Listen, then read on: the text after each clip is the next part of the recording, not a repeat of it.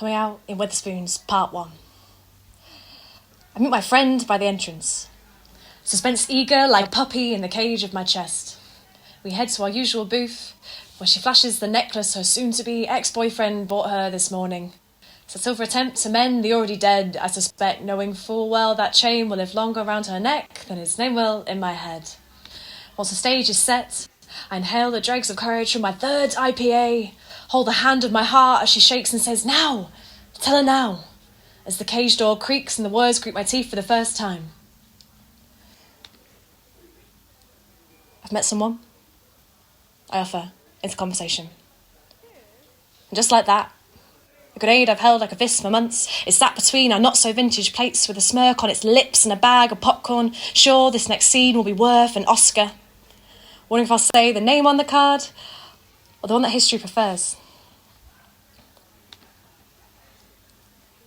I'm dating a girl, I whisper, looking for a pitch of blue lagoon to drown my panic. In that moment, I wonder, has anyone ever been this stressed in a Wetherspoons before? My heart says, yeah, of course they have. This is Wetherspoons. Wilder things probably went on before breakfast.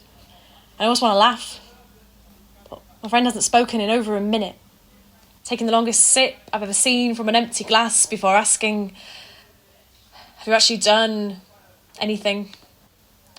Which translates in our language to a kiss doesn't count. I'm forced to account the way it felt the first time I had sex as evidence this is not a fantasy. This is me needing to hear it's okay to feel this way about another girl. I don't want to hurl the entire bowl of chips at her head.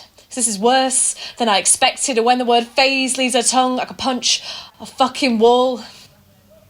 But I don't, because I have no upper body strength. I know my girlfriend will do it herself when I tell her this story tomorrow.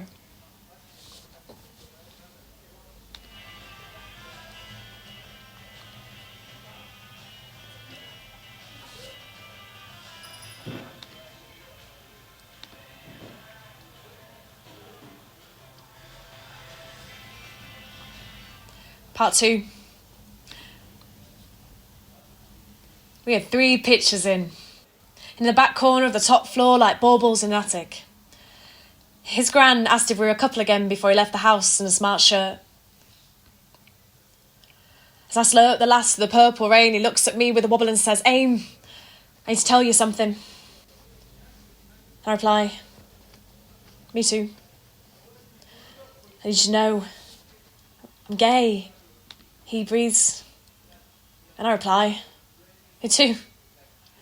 Any confusion we have in that moment is smothered in sweetness, like icing sugar on a burnt sponge, and we lunge our hands into each other's, holding on to the way acceptance feels, and agree that our pact to marry at 50 still stands, but the in-between bits will be just grand, and there is no chance anyone is happier than us in Wetherspoons right now.